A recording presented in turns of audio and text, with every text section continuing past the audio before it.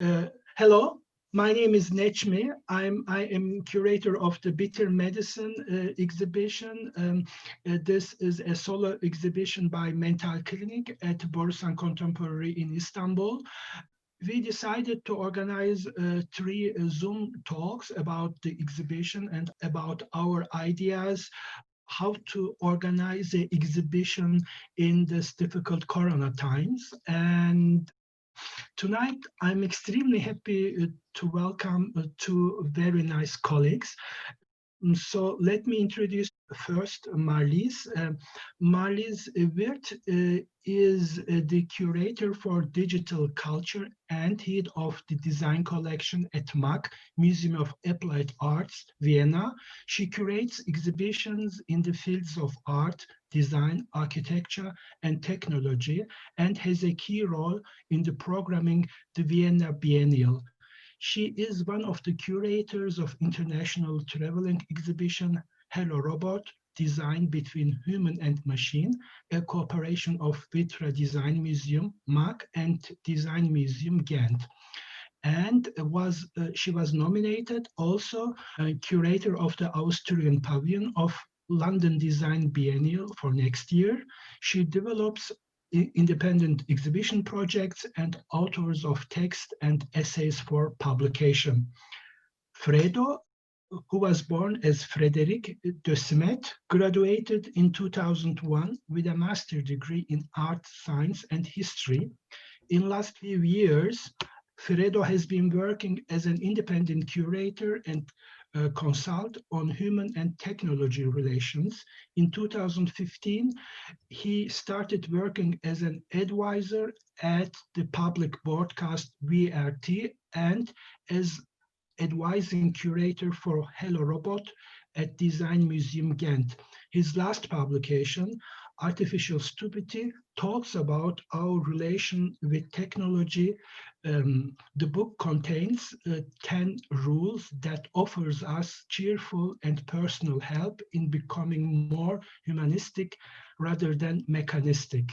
So I'm really very happy to welcome you, Marlies and Fredo. Now I'm inviting you or giving you the possibility to talk about your interpretation of our exhibition, and this is an open-minded free talk. So I'm really very happy again to be host of this talk. Let's start. Thank you so much, Necmi. We are very happy to be here. Hi, Fredo. It's great to see you again, even if it's on screen only. Hi, been a long time. I wanted to start by telling people how I met Mental Clinic and how I met Fredo and how this came about. So the artist of whose work we are speaking later a little bit, I invited them to Vienna to create a performance piece for MAC Night. It was titled Fresh Cut. It was back in 2013. And already then, I think it has similarities to this installation now with the Roombas. It was very mechanic, but also very human. And it was about watching what's happening. And it was quite a spectacle. And we have been friends and colleagues ever since. And I'm very happy that they have this great exhibition right now, and also that they invited me. And also that they gave me the opportunity to invite someone else, namely you, Fredo. And Fredo and I met when we were working together with Amelie Klein and Thomas Geisler for the aforementioned Hello Robot exhibition, dealing with automation. Back in 2016, we started to research that. And yeah, it's a great pleasure to continue speaking and learning about these topics. Thank you. Thank you for inviting me. So just like Molly said, we've met in 2016. What is funny though, that there is a tendency for me to find out about interesting Brussels born or living or working people through Vienna. And I didn't know Mental Clinic. I just recently discovered they are working partly from Brussels, but somehow they need to pass by Vienna first to come to, to appear on my radar. So that alone says a lot about your work and how you work, Marlies. Yeah, it's a networked society, and I try to pay my contribution. So very happy about that connection. And yeah, I think the Roomba has also been part of our conversations back in the day when we were trying to find out what a robot even is. Did your opinion about that change since 2016? Have you learned more about what a robot is and what they can do? Not really, actually. I'm more what the exhibition Hello Robot, the straight of thought that was more, and what I was more dealing with is what it means to be human more than robots. I'm obviously still in love with machineries, being them smart or not.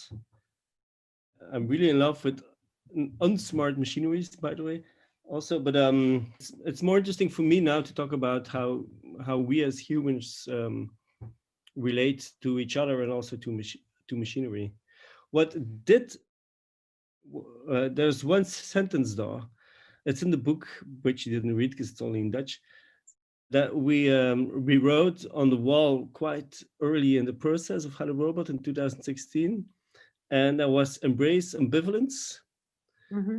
That was us, or more Marlies, Amelie and you fighting with the idea, like, are we against it or not? Do we need to be critical? I mean, these things are too smart. We need to resist.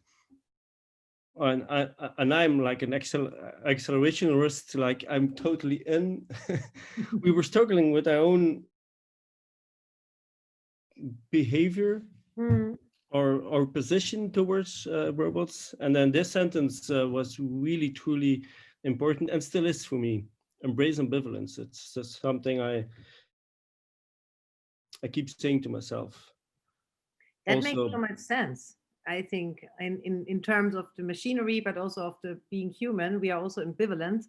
And also ambivalent is this installation by Mental Clinic, where we have, I don't know, maybe I should describe it a little bit. Mm-hmm. So I also have only seen it online, obviously, as it is made for that, for the human spectator behind their screens in their homes or offices. And it's running 24/7. And we humans, we can watch little Roombas trying to clean up a glittery mess in the exhibition space. It's a lot of blue glitter. And it makes interesting shapes and forms like ornaments. And it runs all the time, and even when we are not watching. And I'm quite ambivalent about the idea of online exhibitions, actually, to be honest.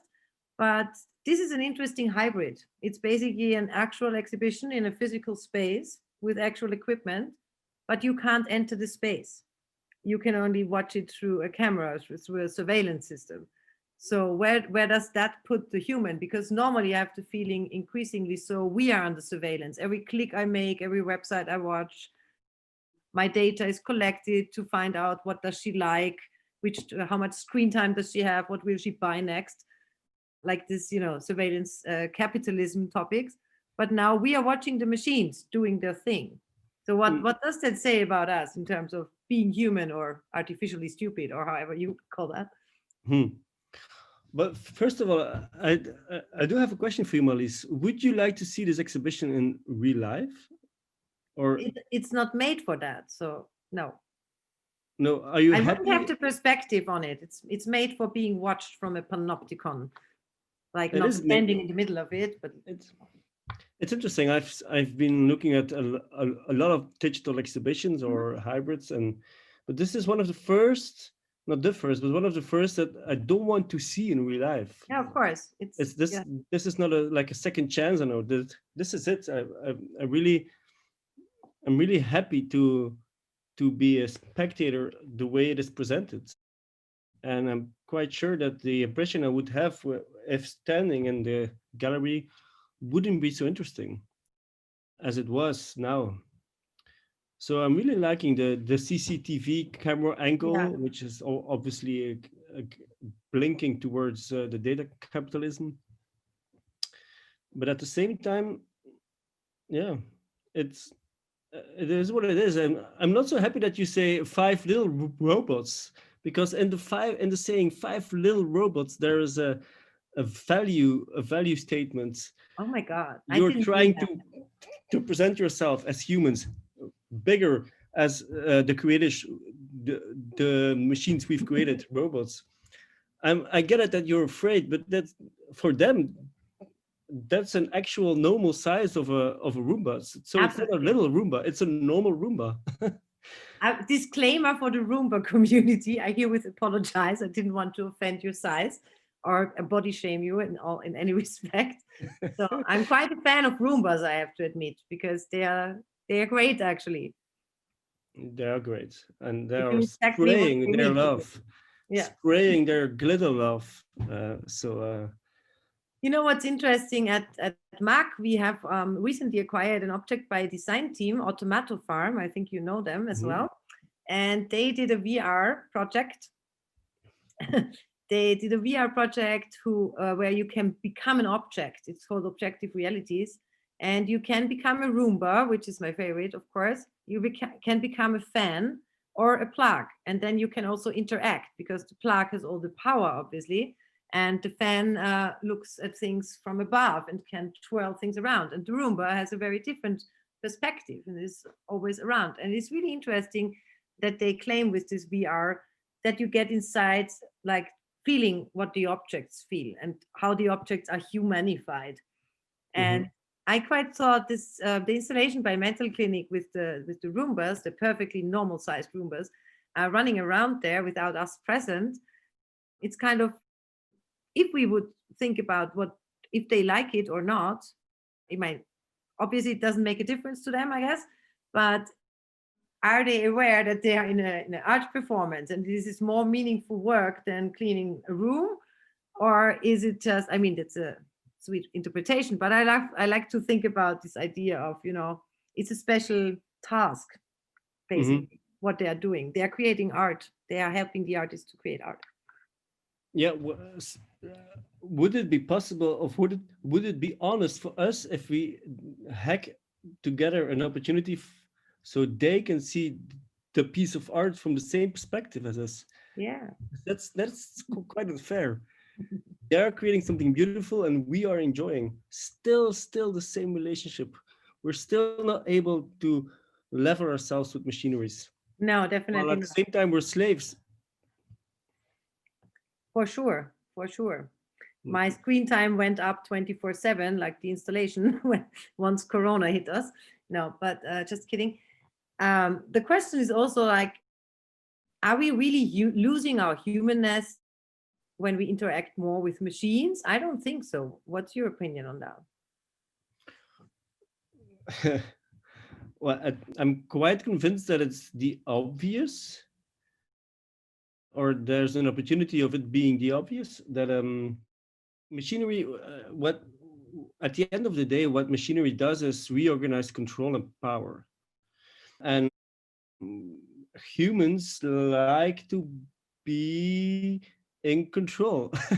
We are creatures who love power and power structures and organizations, and we tell stories about power, and that's something you might see in nature, like ants. They have a specific way to organize themselves as well, but it's not like a concept. They adore so much power. So machinery helps us to become more human because it gives us more power. And in that extent, I'm really in love with like especially this year, with like the more old school machinery, the better, like shoes. The machinery of a shoe, it's not merely a tool, it's a sort of machinery that gives us the power to move. Well, I would disagree, Fredo. I can move without shoes on as well. Yeah, you can move, but you're limited because we're not used to walk barefoot. We can almost only develop itself if we are wearing machinery or shoes, or the machinery of a clock, an old school, not digital clock. Or like last time I had this interesting conversation with a professor who is developing AI. That is still a part of my job, having conversations with professors who are developing AI. That's lovely. I still do that sometimes too. And I asked him, how do you make your coffee? And he had a huge explanation about the coffee making process and about his espresso machine. he's in love with. And then I described my coffee making ritual, which is something that is completely undigital, like the Italian way. We do analog coffee. That's nice. Yeah, I do. And I do it specifically because I don't want it to be mediated by electronics, especially not AI, anything smart. It's a moment I take for myself. So there's no need for anything for cognifying the process. And it's just in these little rituals we do every day that I come to see the real impact of machineries. And then sometimes it's interesting to be more aware of the concepts of smart being against thumb machineries and how they organize our lives. And it's only possible to be human if we have these machines around us. I guess. So this professor, he thought I was against AI, and I was against. All of a sudden, I was turned against robots, which is obviously not the case. I still long the day to have sex with a robot, but it was just a metaphor to show that it's not only about AI, about data capitalism, about Roombas being there, big or small, or gay or she or he. It's also about the way we need them to be what we are. So yes, the answer to your question is yes. That was a great explanation. And I think you're absolutely right. I mean, remember the pyramid of technology by Next Nature Network, which I also have to brag we acquired for the design collection. I'm very happy about that. And it basically shows that we live with technology from the early days on, like making fire or having agriculture, having the light bulb. And then the technology gets more and more digital, more and more smart or complicated, and maybe or maybe not more helpful, but our relationship with it is always been there. And humans, colleague and friend of mine, Paul Feigelfeld, once said, intelligence was always artificial. So we try, his explanation was we always had help of technology to help us think, to have to invent mathematics and to think in numbers. So you need technology, be it as analog or basic as it is, to think. And I think for abstract concepts to develop, technology was very, very important for humans, but also for our daily tasks. So our bodies are shaped in order so we can drink water with our hands as a cup and stuff like that, that we are not even daily aware of, that we just intuitively can do, or how we carry things and things like that. But obviously we are lazy beings, I guess. I mean, I am. And then you invent stuff that helps you do your tasks better, faster, with less effort.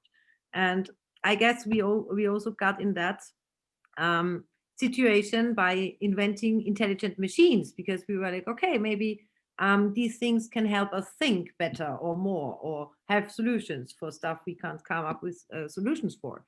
But as we saw, and I like that a lot because it's one of my favorite concepts, is it created a wicked problem. And a wicked problem is, as we know, a problem that creates more problems, even though it provides parts of the solution. More problems that have not been heard of before arise. And this makes life very interesting, private and professional, but it is also, a problem, obviously. And the question is, how will we deal with all that artificial stupidity that we created that surrounds us? Maybe you can give us some hints from your book that I, as you said, could not read yet, because I'm still waiting on the English translation. So, hey, publishers, bring it on. Yeah, well, maybe they will translate my next book. How will we deal, we as humanity or we as Marlies and Fredo? The last, I think, Marlies and Fredo. Let's start there. And then go for humanity. And then go to the art scene and expand exactly. a little bit. I don't know. First of all, it's interesting to have enough media literacy. And that means more than to know when to accept a cookie, yes or no. Oh, always.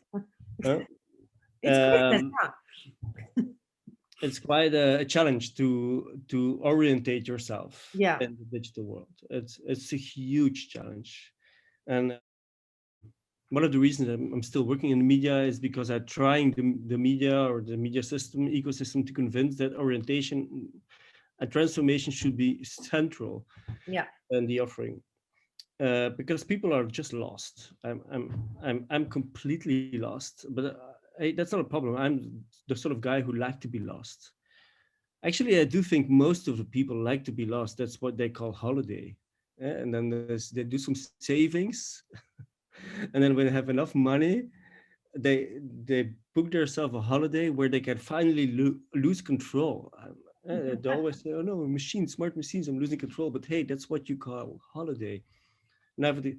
Nevertheless, so there is huge needs of orientation, and what I also found is using heuristics helps. So putting really complex situations and really easy sentences, which are not an complete description of the situation, but which will help you to get through the roughness or the wickedness of the issue.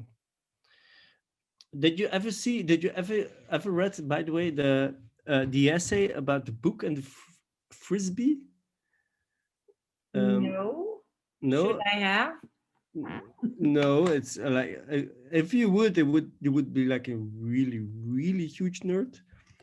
Okay, I just had to think I missed the homework that you gave me at some point. Sorry. I can actually. You could send it to me. I'm gonna. This is a digital talk, so I'm gonna look for a little video that explains the basics of heuristics. Oh, that's great. Maybe I can share it. I will describe it first, and then you can watch it, and then you need to do a cut at the end of the talk. So this is what happens. Heuristics, you can explain heuristics, and like I did, it's an easy way to find rules of thumbs, and these rules of thumbs will never describe the pure reality and the complexity, but it will help you orientate yourself through complex situations. And so the best way for me to understand how heuristics works is to look at a beach, for example, how a dog catches a frisbee. Mm-hmm. Imagine we would create a robot dog, right? That's always people the best. Are thinking about that. Okay. So imagine we would create that. Imagine the amount of calculation it would need for a dog to follow the frisbee. Yeah. Air, make count of the weather input that it's getting from the sensors, trying to find out what the effect of the weather and the wind will be on the frisbee flying, and also on the situation around them, people who are looking there. How on earth is it able for a dog with a brain capacity so small to do such a complex calculation? Well, why? Because he's using heuristics. Because he's using 3 very simple rules of thumb to get through the situation. One is look at follow the frisbee in the direction it's flying. Like instantly follow it. 2 is never leave your eyes of the subject and follow. If you follow it, always look at the frisbee, so you're sure you will be able to catch it. And 3, open your mouth as soon as you're close enough, jump and catch it. Those are 3 rules, and that's enough for a dog to do a complex computational challenge. And sometimes it doesn't work, and now you have to look at the frisbee because at the videos, because what you see is a dog using these 3 rules, and it's just one that isn't playing out the way it should be. Is it playing?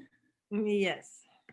So you see the dog is changing position. He's looking at the frisbee all the time. He's following the frisbee as it should be. And then he's jumping and catching the frisbee. That's insane.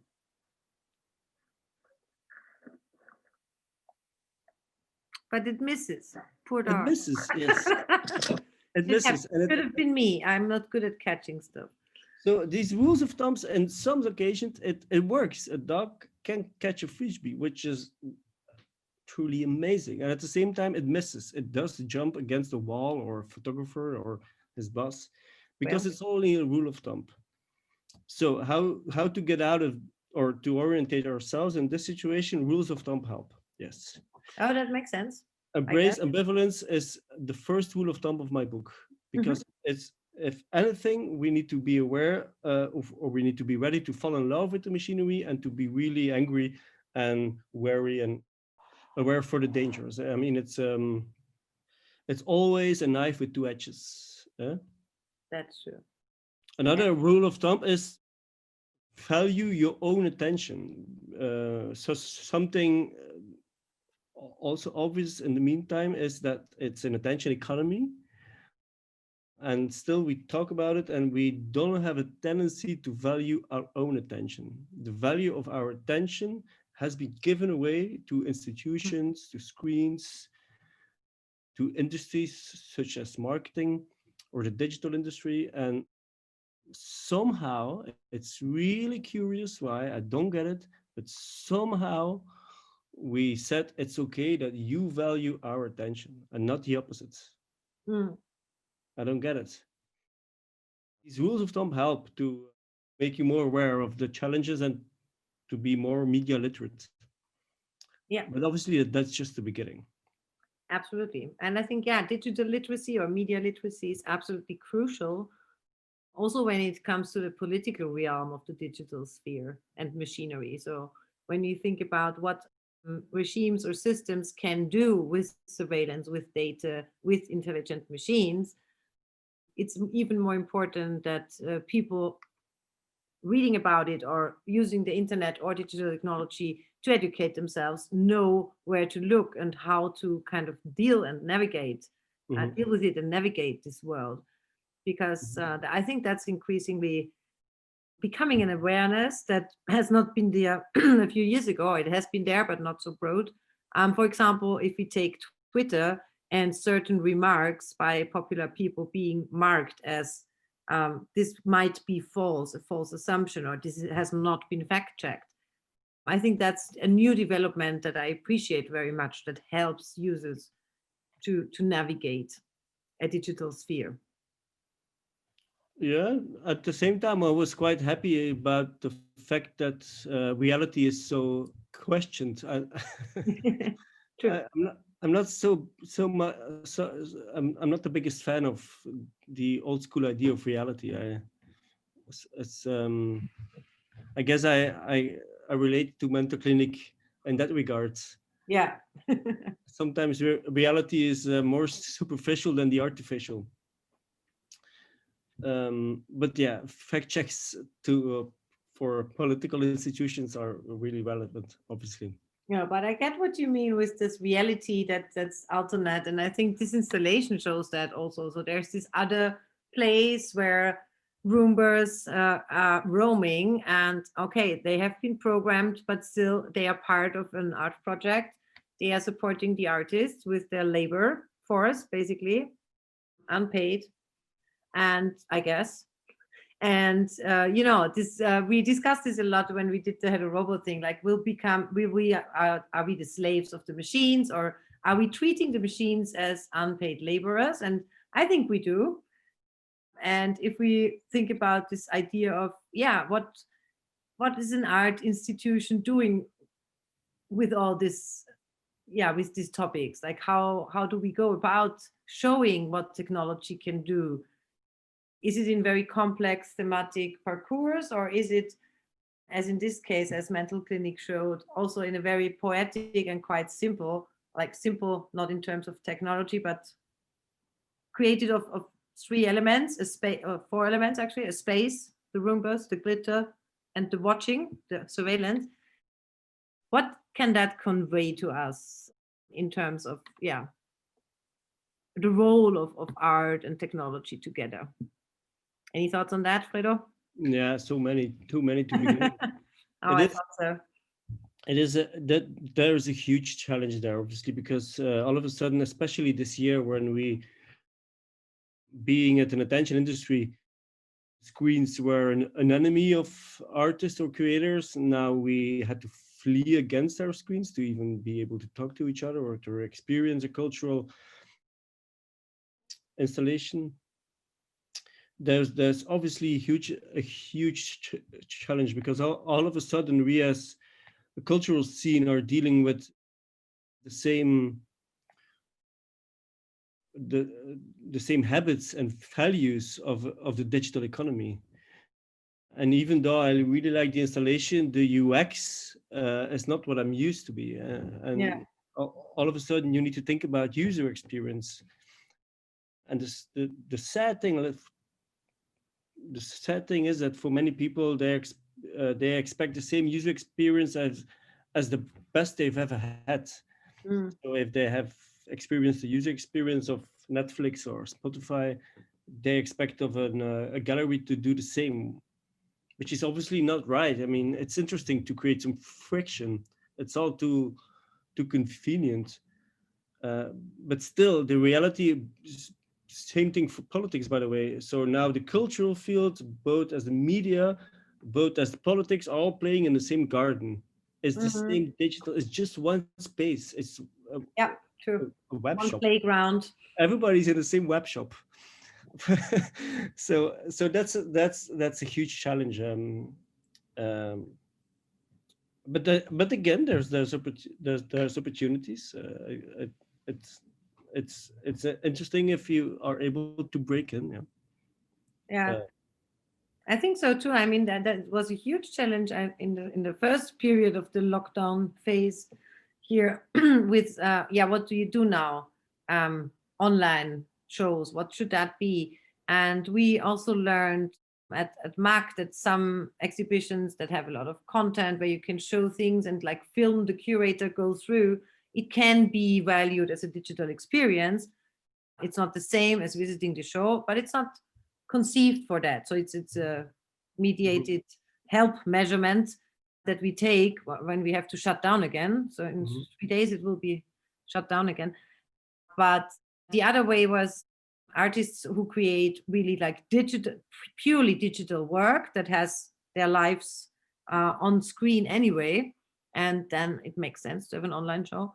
And again, I think what was really interesting about, or is really interesting about this specific installation, is that it is a hybrid, and it wouldn't work anyhow else. So I think it's perfectly normal for us now to see that and watch this installation like we do.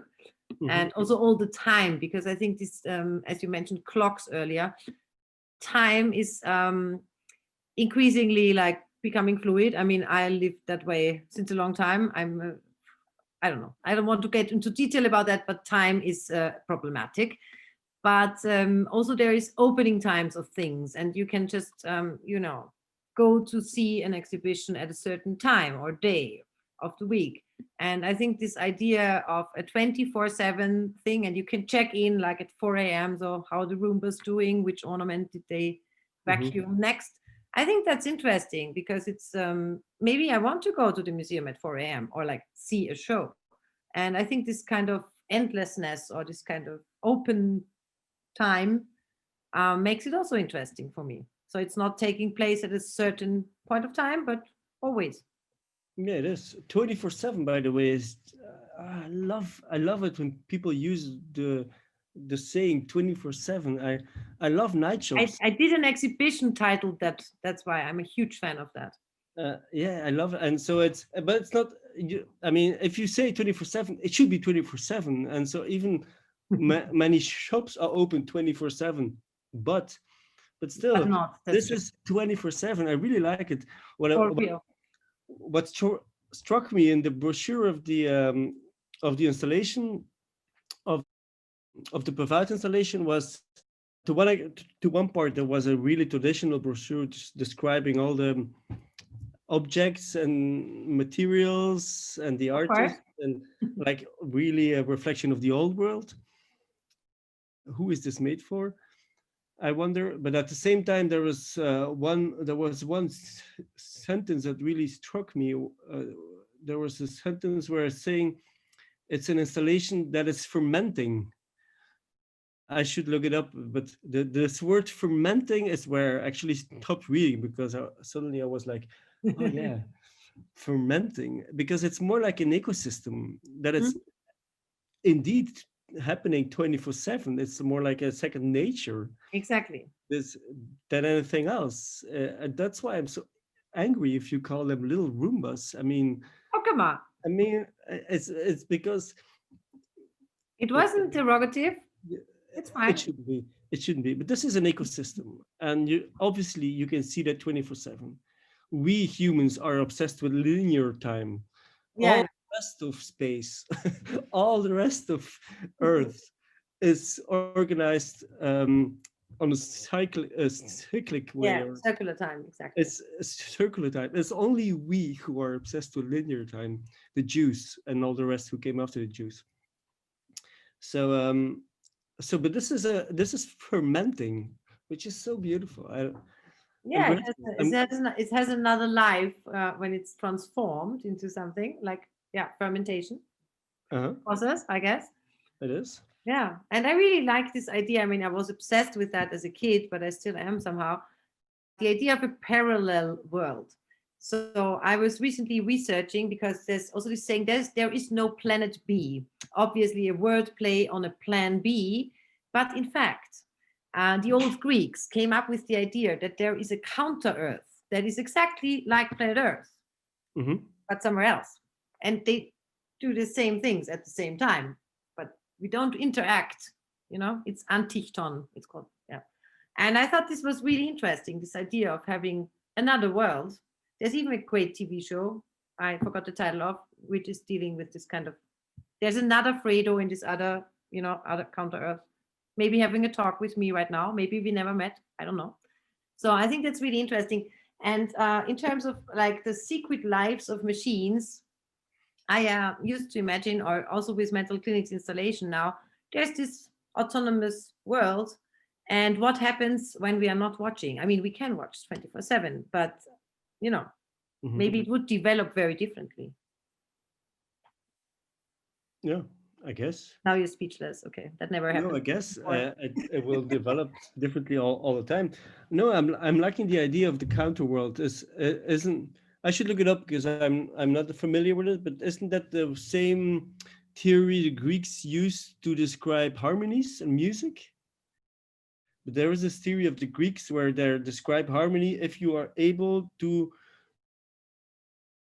create sounds that almost reflect to the opposite world or something. Oh, that's interesting. I never heard of that. I sent to everyone the Counter Earth wiki link. Yeah, I guess the Roombas. But tell me, Marlies, why were you obsessed with artificial realities? Not artificial, parallel.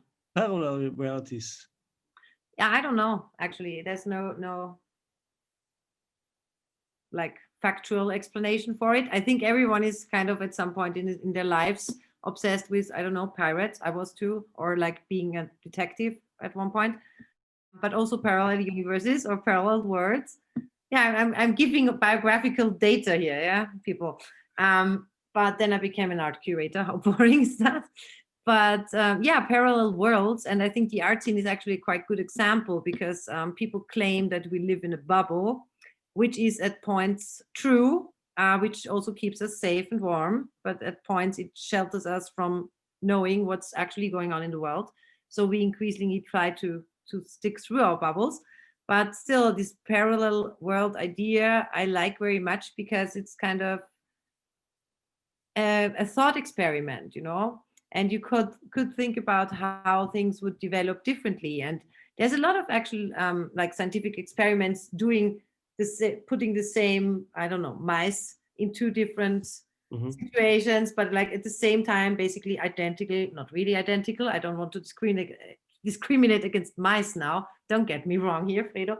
But, you know, and then trying to see how that turns out for them.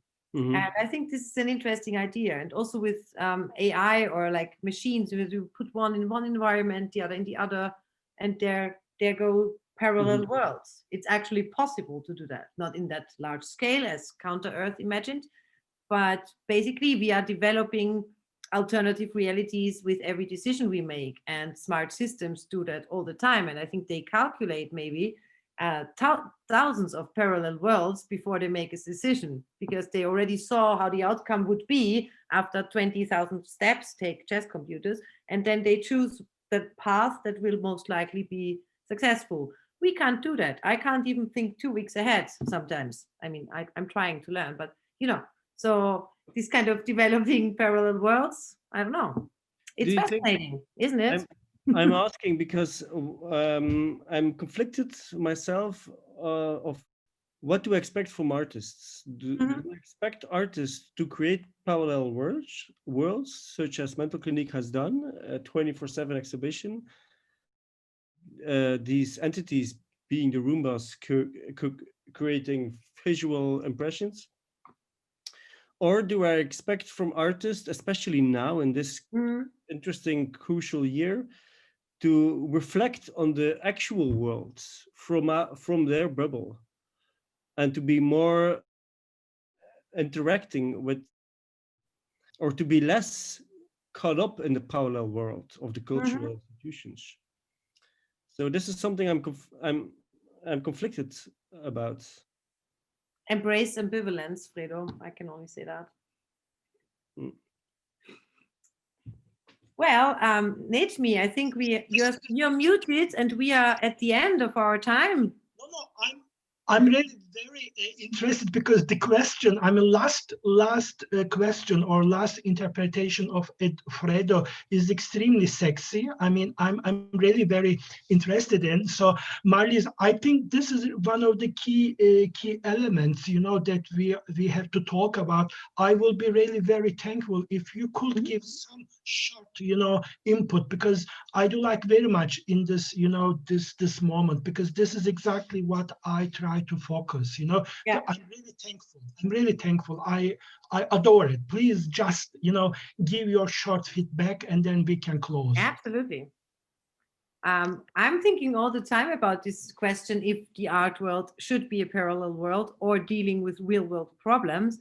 And as you may know, currently at MAC, we are dealing with the new topic for the new Vienna Biennale. And after we had automation and AI and the values and ethics of digital systems and technologies, we are now on to climate change and climate care and our planet, obviously. And there is this huge question, and also with this whole pandemic going on, and with the, as Mental Clinic described in their interview, with the whole technology, surveillance, data grabbing craziness that's going on, should art give a comment about that rather than do something about it? Or should art put us into a speculative other world where we could suddenly stand up against these systems or against these problems, or we could suddenly overcome crises and social differences and political issues, because in this speculative world of art, there is a solution to something that's in reality not so easy to manage? Or should art, I don't know, try to let our thoughts go away from the real world problems onto other things, maybe harmonious, beautiful things? I'm not so sure, because I'm a huge fan of critical art pieces, also design practices, but the word speculative has been overused, as we know, in past years, but still, I think this idea of a speculation or a fictional approach, I do like very much, because it can have such an enormous impact socially and politically if you confront people, the art world, but sometimes it goes beyond the bubble if it has enough media references, to confront people with something unexpected or like harsh or dystopian or utopian or funny, or however the interpretation is, that is at the same time a mirror of what we are actually currently living through. And then that might help to be just that little tip that they need to get in action about the real world problem. That's how I would see it. Thank you, Marlies. This is really very inspiring. And Fredo, I'm seeing some skepsis in your eyes, and I do. That's how he looks. I like it. I like it, and it's. I mean, I'm really interested in if you have something to put, Fredo. I will be very thankful, and then we can close the talk. You know. There's obviously not one easy solution regarding the role of artists in the socio-economic political situation. But I wanted to react on something you said earlier, Marlies, about there's no planet B. I guess I was not alone enjoying the cardboard slogans when the Youth for Climate was standing up and raising their voice. And obviously there's no planet B, it's really well thought of, but there was another one that really got my attention, and it was saying it's not climate change, system change. Absolutely. And sometimes I do have the feeling that the cultural institution is not focused, has lost its focus, and we should stay focused on what really matters. Yeah, systemic change. That's systemic change. Yeah. Yes. We are trying to really convey that and work on that in our upcoming exhibition, which has the title Climate Care, but the subtitle Reimagining Shared Planetary Futures. And there we will also try and deal with this idea of how to think circular in terms of production and also systems, and also how the climate is absolutely depending on societal change and economic change much more than we think. And that the blame is on the system, not on the individual, but that we as individuals together in a collective can do something about it. So this is kind of in very short sentences what we are trying to do here. And it's a very complex task. And it's always, also with this whole technology topics, it is always conveyed that you yourself are powerless, and then there's the system. But to put that shortly in an interview, Mental Clinic talked about the big companies, you know, Facebook, Google, etc., Amazon. And there's a work by young designers. It's called King Gaffer, like Google, Amazon, Facebook, Apple, I guess. Yeah. And they describe this kingdom like a fairy tale. And the data is obviously the harvest. But as some people sometimes put it, it would be like, yeah, our data is taken, but we get nothing back, and it's really bad, and it's a problem. Of course, it's a problem, but I have to remind everyone, and also myself every day, that I'm building King Gaffer's kingdom with my data. I'm helping that kingdom by my own free will, because I get in return a place to live. It is true, you know, I can use social media, but in turn I have to give my data. And this is a real problem, that we don't understand this interdependency, and we are backing certain systems. This was just an example. So we are also in the real world, in the analog world, with everything we do or don't do or say or don't say, we are backing systems. And this is really hard to grasp. And this applies to everyday racism, to anti-feminist approaches, to everything we do. If we don't react or call it out in some ways, not aggressively, but still, we are backing the system. And this is, applying to any major issue, actually. Well, it is really hard to grasp, and it is, and somehow we're stuck in this really complex situation. Digital didn't make it easier.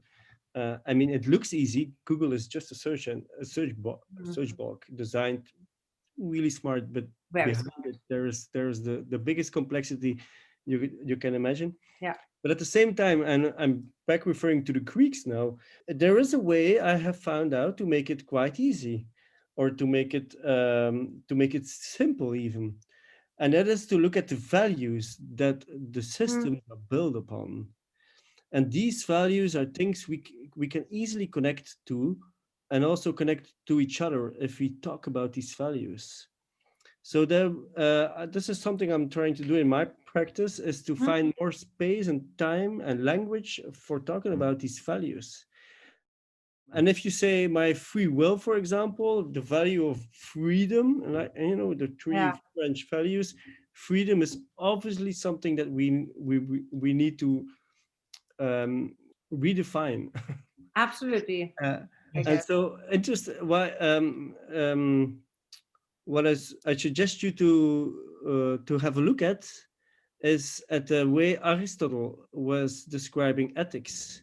Yeah. And I mean, maybe you already know, but he had this very practical way of using ethics. It's called the oidaimonia or something. I'm not a Greek, but anyway, the values come to life when you act upon it.